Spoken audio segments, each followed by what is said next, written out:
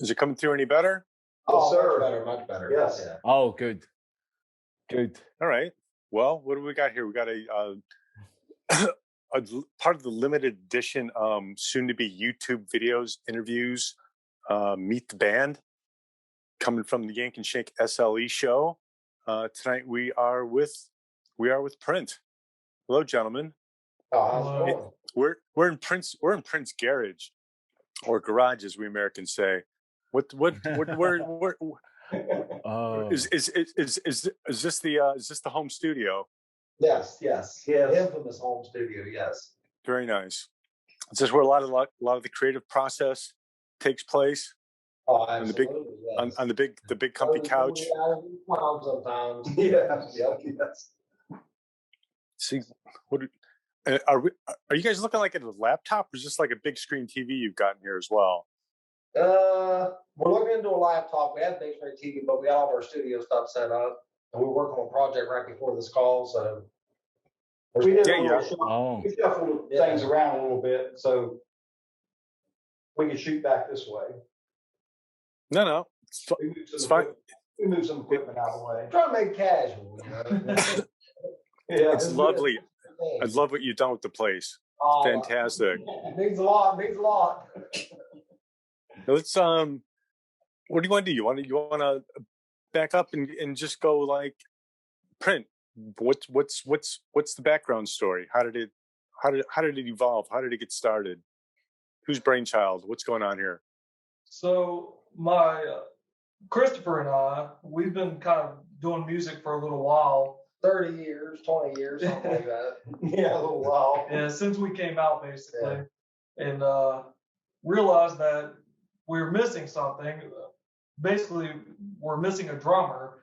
And Christopher worked with Mark and realized he played drums, and he was kind of our the missing link, I guess, of finishing tracks. All right. Maybe we should even back up a little. Sorry, maybe a little bit more from there. Can you guys like just introduce yourselves for the video? Yeah. Mark, he does the drums and the bass. Yeah. He does all the synths. When I say synths, I mean every instrument you can imagine. I mean, he can do it all.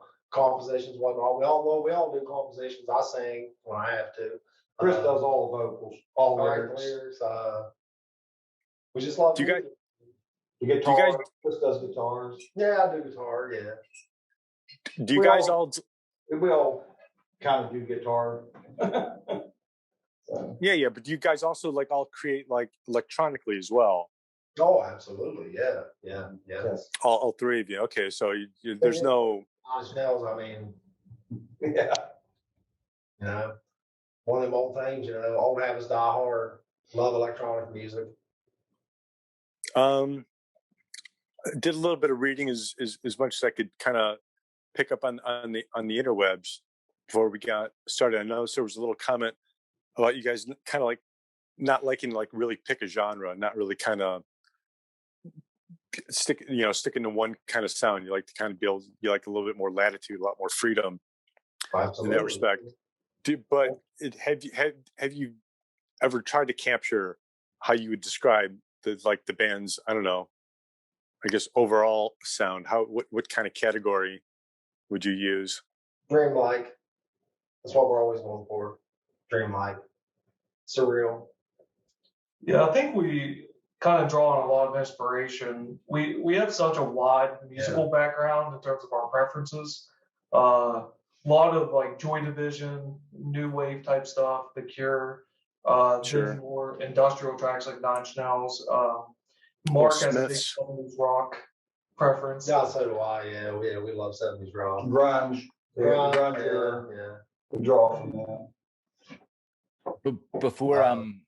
But before you joined, like Eric and me, we were talking about, we were saying, like, do you think the sound like this or that or whatever? And we couldn't pinpoint it.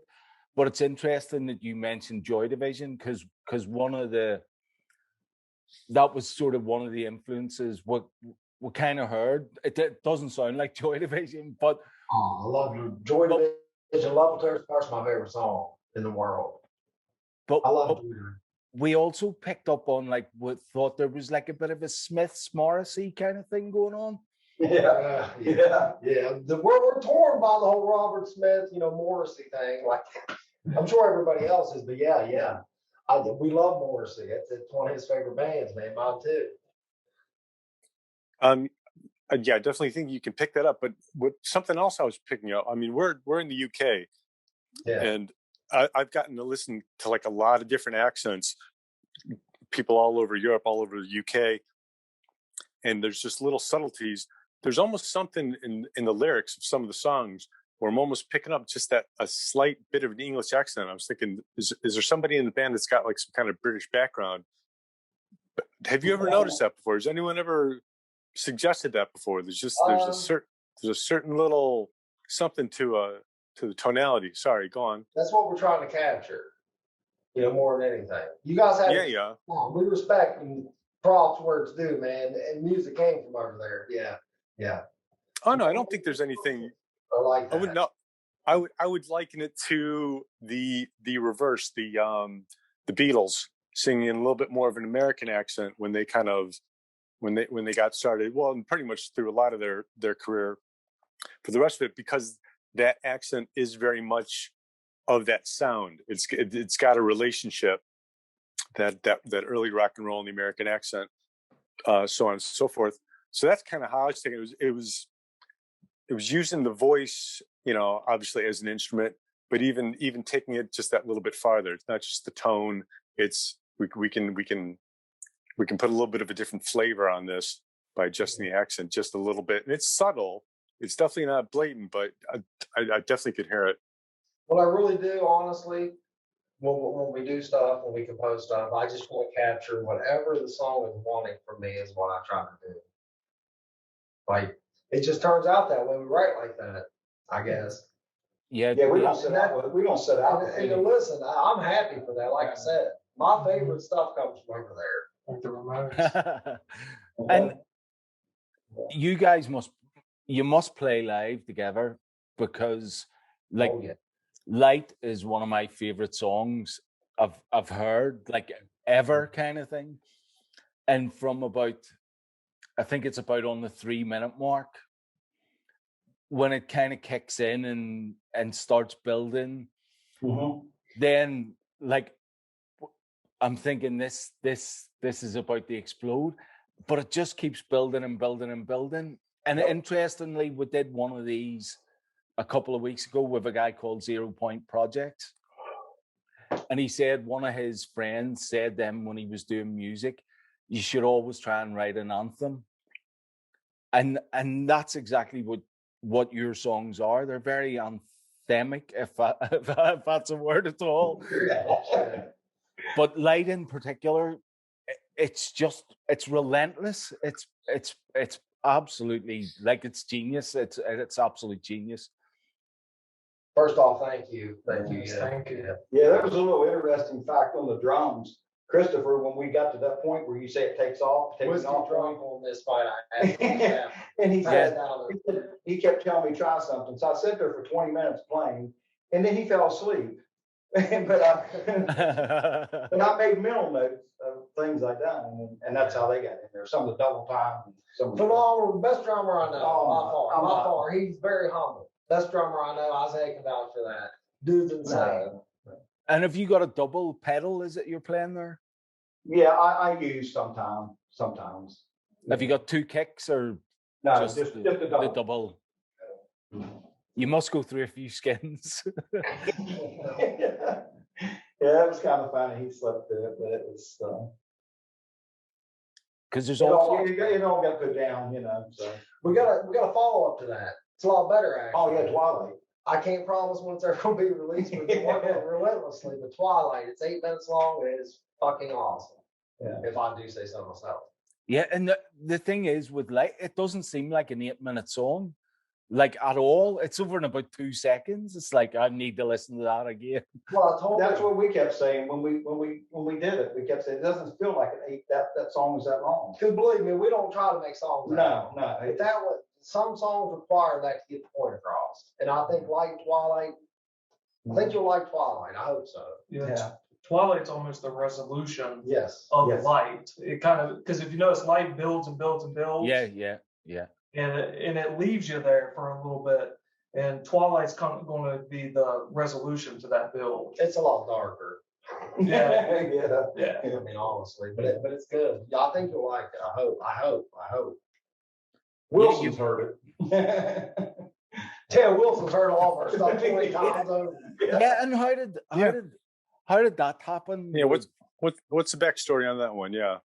Oh, I knew this was going to come up. I won't. He had a Twitter account, but I was on Twitter, and that's how I discovered him. And I would just message him, not message him, but comment on his tweets. And so finally, after about a year, I sent him some of our music, and he responded back favorably. And the rest is history, as they say. There's nobody like him. He's the best. He's the best. Yeah, he's amazing. Absolutely. Fourth amazing. member of the band. Yes. Yeah, no, he's good. We've had him on the show actually, but you couldn't hear him because of our microphones. Yes. Because actually the way Wilson does bass and drums, it's unreal. He's a magician, I think. Mm-hmm. He hammers you with the sound. Yes. He's able to get the point across even if we can't. He can always get. He's phenomenal. I have nothing but good things to say about him. Yeah. Yeah, we were really lucky. You know, it was just absolutely fate. Fate. Yeah. You believe in fate? There it is. Yeah. I guess. Yeah. As soon as like light was over, when we played it last night, it was just like, that is really like tight and polished. And I mean, and you just looked at me like, that's Nash. There you go. Absolutely. Just put that little finishing touch on it that just I don't know. It's not, professional is not exactly the word I'm looking for, but you know what I'm saying. It's just The man's an artist. I mean, that's what it is. Yeah. He's able to capture mood. Oh, he captured mood. Yeah, absolutely. Mm-hmm. Yeah. All the underlying vocals in light, and that's what Wilson told me. He goes, maybe that's my underlying vocals. All the underlying vocals, and that's because of him. The original line of that song was a lot different. Yeah. Yeah. You can't. That Wilson is the best. Yeah, his suggestions are absolutely amazing. Yeah, and he I don't know if you know this, but he was in like a band in the 90s, I think, as well. And I haven't been able to find any of their stuff. But he sent me a picture of them all in the band. Like, they're all handsome. They're all too handsome. He strikes me as a handsome guy, you know. You gotta send us that picture. Yeah, I've been up at Wilson's house. He only lives like, Jersey's 9 miles by 5. So he doesn't live that far away from me. And I've been up at his house and he's played me two tunes. One of the tunes was 0 Point Projects that I was talking about there, and the other one was Print, and it was Light that he put on. And it's a nice sound system there. Oh yeah. Richie's got some nice kit, doesn't he? Yeah, when it's coming at you loud and clear. And he made me sit. He made me sit in the middle of the room, so I was getting it from all the speakers. Yeah, I've seen the pictures on Instagram of him sitting in there. Yeah, it's phenomenal. Yes. He doesn't like snap his phone into a little like pod it's like a docking station. You're listening to like a 5-watt speaker. No, I'm thinking not. Yeah. Nice, good for him. Can we take a small random tangent? I believe we're calling you guys. You're somewhere near the Appalachian Mountains of Virginia. Is that? Do I got the demographics? We are a state. Believe it or not, West Virginia is a state. Yeah. Is there a thing like that? Is like the West Virginians don't like being confused? You thought it would be. Everything everybody thinks it would be. It is wrapped up in this great big, great thing. Yeah. Is there like a state, not almost like a rivalry? I grew up like right on the state border between like Illinois and Indiana. So there was this like fierce kind of like there was a natural hatred that had no real foundation other than they're from over there, and it was just like there was enough of an us and them thing. But I mean, What's you that? know, then we just don't give a fuck. We don't live in the same world as most people. They're good people. We're good people around here. I mean, we get a bad rap, but we really are. We're down to earth. I'm sure you're good people, but here's my question leading on from that is, I would think that there would be a country influence a little bit more in the areas that must have passed through your experiences at some point in the is that not the case? Well, I ain't saying I ain't gonna get drunk and Wildlife's calling me there, which is great. But I ain't saying we get drunk, sing whiskey glasses every here and now and then at the bar. But I mean, honestly, no. I mean, we're here, but we're kind of not here. You know what I mean? Musically.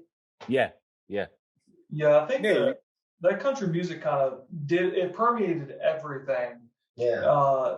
And when we were growing up, the music we liked was kind of like the opposite. So it's kind of the black sheep. No, I think that's pretty natural, isn't it? Don't kids want to kind of reject, what's kind of being handed to them or whatever the status quo is?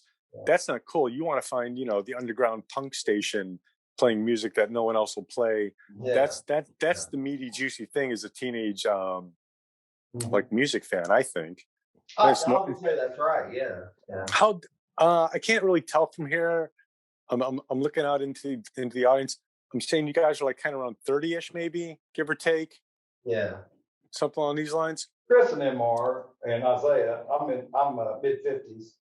All right, so I'm talking about generations now. This is just a little comment on kids, because as a music fan, my whole life, raising my kids around listening to music that I like, invariably they'll accept some of it, but a lot of it they'll reject, and they're out listening to something completely different that didn't come from me. It came from them saying, "Okay, thanks for showing me all that, but I need a different chapter." I think that's part of the maturation process.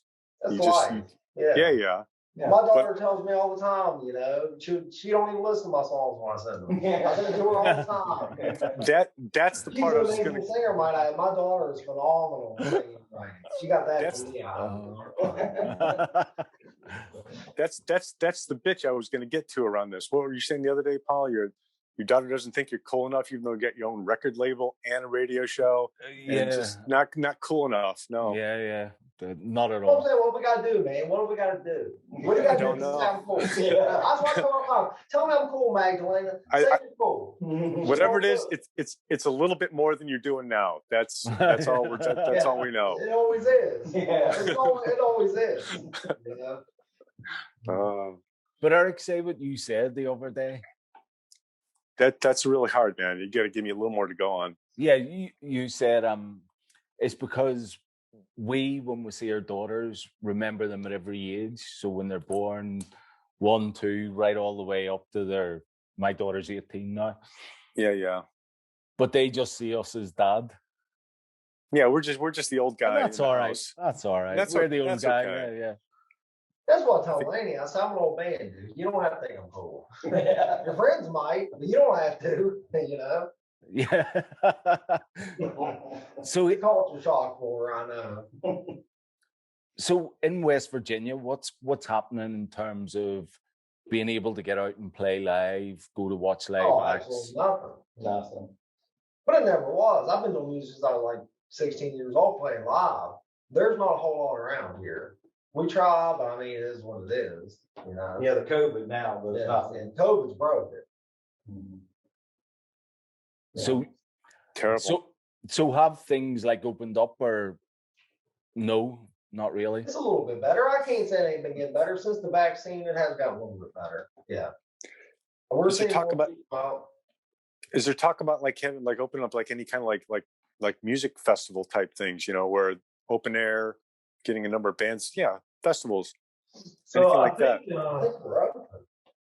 Well, are they? We're kind of at this quasi state where some stuff's opening, but even if we're this, our CDC recently said that we could open back up. if with vaccinations and stuff. But I think places are still afraid. Like I actually was planning to go to a music festival this month, and it got rescheduled. So bummer. Things are still a little slow right now, but we're looking forward to it reopening. So I guess without playing out, all your promotions coming, you're working on the internet. You're networking, getting stuff out, putting stuff out on everything's in the internet anymore. Songs on Spotify and Apple Music and SLE. Who's the social media master of the team? Me. All right, so you're in charge of you're the one who knows like the password for the Twitter account and well, I ain't saying I know the passwords. We just actually had to reset a password today to get back in. Yeah. No, I hit miss. I tried to do. All right. I've been doing the Facebook stuff. I should have you guys out on my personal account. No, thank you. How often you got to work it? How often are you looking at it? How often are you doing something on it? All right. My God, continuously. I get messages continuously about this band. Yeah. Yeah. I always answer. That's the thing about me. I'll always answer, girls. I always answer. Yeah, we get the nice ones. The ones from Sophie 69 as well. You've built up your Twitter following really quick because your account you've way more than us. They're a talented band, Paul. We're a couple of guys on our phones right now in our lounges. Yeah. You guys got us a lot of bands like us wouldn't exist. Yeah, we wouldn't exist without you. I mean, credit where it's due, man. Come on, don't like undersell yourself. Come on. I'll accept that graciously then. Yeah. Thank you. Thank you. Yeah. Thinking the other band, that note you wrote me the other day about the band who's got 7,000, almost 8,000 views on their new video. Yeah. They kind of thanked us for that. You guys got our undying loyalty. If that means anything to you, I don't know what it means, but we're pretty honest. You got our undying loyalty, if that means anything. Yeah, we're going to do some live studio. Oh, we got all kinds of stuff. We write so much. The writing, we need to start writing for a little bit and start playing. Yeah, how does the creative process actually work? Who's does it start? Was one guy started? Do they start it collectively? No. What happens? It's a blessing and a curse. Yes. Yeah. We all kind of write. Of course, with technology, the nice thing is we could program kind of ideas into various instruments and stuff, and then we usually bring an idea forward. Yeah. And kind of the sum of those parts ends up completely different than the original project, but in the best way, I guess you could say. Well, is that when you start to kind of? That's when you guys kind of start consulting together, and the song gets a little bit tweaked. The music gets a little. Hey, why don't you try this? Why don't you vary that? And then it becomes a collective kind of project. Whatever it is, it's working. It's totally working. Thank you so much. We really appreciate it. Then Wilson takes it, and it's completely. He puts his take on it. Do you guys ever have to get into negotiations where two guys really are they're solid on this tune, and the third one's just I don't know. It doesn't work for me. Yeah, it happens more. It happens more than I'd like for it to happen. Yeah, but it always gets worked out. Everybody's always happy with the end result. That's the yeah. There's an OCD component that comes in. Where one of us will hear a specific note or a vocal or a specific melody, and it makes for a day of doing nothing but playing a single part over and over again. Yeah, this stuff's agonized about. This isn't like some random coincidence. Yeah. We agonize over these things like you wouldn't believe. Yeah, I've watched Christopher agonize over one word in Wild Eyes for 2 days. Yeah. Oh God. That's why they call it a passion. Yeah. It's got to be something you're willing to suffer a little bit for. And we're very much willing to suffer for. There you go. That's what I was telling my brother here earlier. He's the same way, Mark's the same way. We're just trying to get back to music. We've taken so much. We all do. We all take from this thing. I just want to get back. Yeah. give back something. I can never get back what he gave to me, but I would give something. Mm-hmm. Maybe that's the connection. That's basically the vibe that me and Paul kind of have. I mean, you're not going to believe this, but we do this completely unpaid. not a dime, out of the kindness of our hearts. We love you guys. Hey, out of our love of music. You ain't got to play our stuff and we'll listen. Yeah, we get it. Passion's very important. That's the most important thing of all of us. If not for passion, what the hell what are we doing? You know? Yeah. Anything out there? Your musical taste. Just go one at a time. Like, you know, left to right. What are you listening to out there? Where are you looking for music? What are you listening to? I want to hear what the guys. Influence wise, my mother gave Christopher and I, my brother, the 80s music taste, the new wave and stuff. So I still have a foot in that. But as far as new music goes, I listen to a lot of punk stuff and a lot of 1975 recently is a big band that I look up value because they have that new wave sound as well. But almost anything, honestly. I know that's a cliche answer, but pretty much anything. I'm listening to anything. He loves all music. Yeah. All right, go on. Yeah. All right, Christopher, you want to go? Oh, for me, I got to do my shout out. I got to do this. Well, obviously, Trent fucking Reznor. Anything he does is gold. Man, he's never done anything wrong since at least 1996. So I'll say, all right. I'm saying specific bands that I listen to as a person. I listen to everything Davey Haddock does, AFI Black Audio, Dream Car, and I listen to Silver Sun Pickups. There's about the only two bands anymore I listen to. Besides, I listen to our music to work on it. But as far as that, man, I listen to AFI and listen to Silver Sun Pickups. That's about it. Yeah, I'm still in the grunge. I'm moving more to Silver Sun. Silver Sun Pickups. Yeah, I moved on to that. Yeah. I listen to a lot of them. Paul, you're still in the grunge, aren't you? Yeah. Well, I go through phases. There's the band that just been signed by Sub Pop called TV Priest. And their album Uppers is like, it's superb. And if you like sort of UK stuff, it's unusual because they went to Sub Pop rather than a UK label. But Jane's Addiction. And funny, I can hear like a bit of Jane's Addiction coming through. My mom's favorite song, Jane says, yeah. Yeah, you can't beat it. I'd listen to that at lunch. That's what kills me. You know, I do all this stuff. My mom's like, and then like when something comes out, she's like, "Oh, I didn't know you were doing." I was like, "Motherfucker, I've been telling you." What's the call for you, Mom? She just not realized that you're writing music. He's composing an orchestra in the living room. She comes in and goes, "What are you doing?" He goes, "Oh, I'm writing." She goes, "I don't know how you're writing." I mean, she's. But yeah, I get it, man. We just love music. I think that's the thing. It's just all about music. There's nothing. We all love music. Nothing. Oh wait. Saved my life. I don't know how many times. Hell, I've been locked up. I've been half dead. I've been dead. You know, all these things. The only thing I've ever come back, my one constant is music. I love music. Yeah. Sorry, I'm going to go off on another tangent.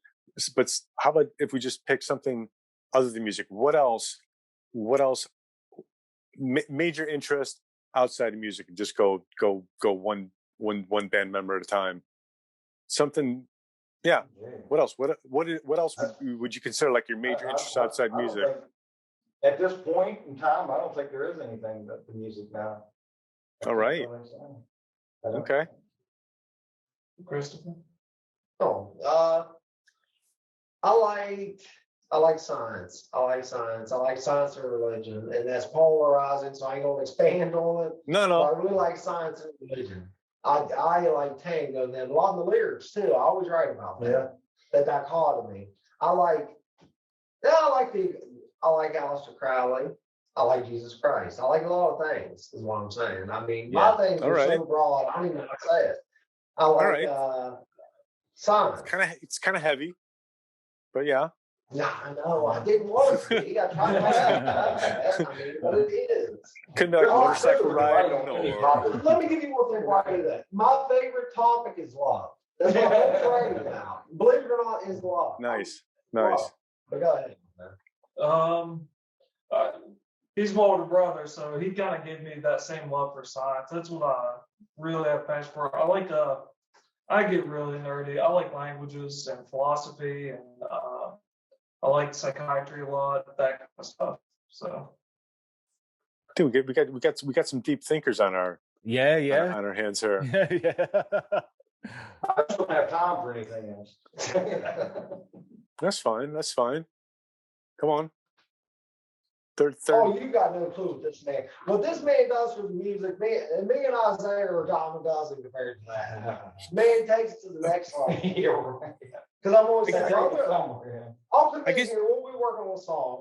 I'll come back, probably fucking hungover or drunk. What you got, Mark? He's changed the whole fucking song. The bass and drums, what I tell you, he will not, he's got great ideas, but we give him an influence. Yeah. You know what I mean? Would you fucking songs 60 times? Do you think maybe better for to progress as a musician, and I guess just make your music like the best it can be, you've got to be a little obsessive, don't you? There's got to be an unusual level of concern, not quite worry, but you're No, it's worry. You can say that. Yeah, I guess it is worry. It is a fucking. It is the most important thing. It's an anxiety. Yeah. Because like I told you about Justice. She's our #1 fan. We had to go in to make her a song, so I'm sitting there writing in lyrics. I mean, that shit's got to be perfect. Yeah. That's a great song as well. We all owe something to music, and it's you gotta be able to make it okay. In the long run. You got to give as much as you take, is what I say. Yeah, but it's very much, each project isn't just a practical, okay, we're going to lay down the trash, we need the beat, I got some lyrics I put through. It's a spiritual experience. Every track is our last track. Bringing it back to your favorite word, it's because you have a love for it. And that love for it makes you want to make it as perfect as you can. It's not just like, that's the problem with music. Nobody ever says, everyone will say, my music's great, their music's great. The problem is to live up to your own expectation is a fallacy. It can never happen. Yeah. It's compromise. Music is compromise on such a carnal level that, you just got to move past it. Yeah, you have to just kind of accept it. Let's put it that way. I've never released anything that's good enough for me. But I mean, how long you wait? But maybe you need to have that. That's what makes you always want to be better. If you did somehow, if it was possible to psychologically be satisfied with whatever you're putting out, the quality is obviously going to just continue to deteriorate. I think there's plenty of artists who've kind of gone that way. You hunt for that sound. You got to hunt for it. Yeah. Yeah, I think it's the same with great athletes or anything. There's got to be an obsessive. We all are. Yeah, it is obsessive. Yes. Yeah. I've been called crazy many times. Yeah. The genius and madness always there's always a borderline. They seem to be related. There's a different correlation between insanity and art. Art. I mean, yeah. That's what they want to call it. We just call it musical genius. I call fucking Tuesday. That's right, man. Here, boys, we're because I've got the free Zoom, so we're running out in 4 minutes 29 seconds. So let's talk about your new EP that's coming out. That's you. The vulgar and the profane. I love that's a good title. I go with that title that I had, so I hope you guys liked it because I fucking died to write that. Yeah. Yeah, it's a dang good title. That's what no one ever says that. We look for like everybody's thing, but man, I died to say that. It kills me. Anyway, Vulgar Profane, I'm really excited for it. We have gotten so much, man, and our next EP after this will be better. Our songwriting is getting into the stratosphere. We all write, we all work 24/7, I hope you guys like it. I mean, we're going to do our best. I mean, obviously. Something worth mentioning, we are putting finishing touches on one of the tracks that Christopher and I started in 2014. 2014. And it was never finished until Mark got a hold of it. Oh, Mark turned it into a song. Yeah. It was a piece before Mark got it. Yep. So we're excited about it. Yeah, we called them snippets. Yeah, we have a lot of snippets. Christopher and I wrote snippets together, and Mark turned them into songs. Yeah. And we're just entirely grateful to him for that. But Wilson's waiting on 2 vocal tracks for Chris to finish it. Of course, that's what we brought up. Yeah. I gotta resing some stuff. No pressure, Christopher. Yeah. Well, we could use your prayers. I do the best I can, dude. I can tell you one thing. I can tell you both of you guys right now. Anyways, listen. I do everything I can for this music. They'll tell you. Mm-hmm. I live it. There ain't nothing fake coming from me. I try Beautiful. my best. It is what it is at this point. Yeah, it's a absolutely beautiful way to be, as Eric said. Mm-hmm. Throwing some art into the world, and funny, the thing that you said about the writing process and whatever, I think is really interesting, because you would just have hundreds of unfinished songs that actually putting them out on the internet and on us playing them on the radio or something, it gives a finality to it. It's like, yes. Yeah. That's it, done. That's it. Absolutely. And that's God given. Yeah. That finality means something. Yeah. That's a big thing for us. Yeah. A big thing for us. We can shut the book. Like Isaiah says, we open many books, but when we're done, we shut those books. Yeah. And we're done. Mm-hmm.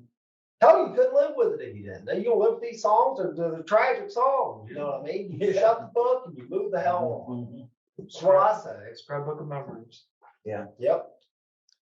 Are there scrapbooks now that you have that have like 47 unfinished, babies ready to be born? So many. Exactly.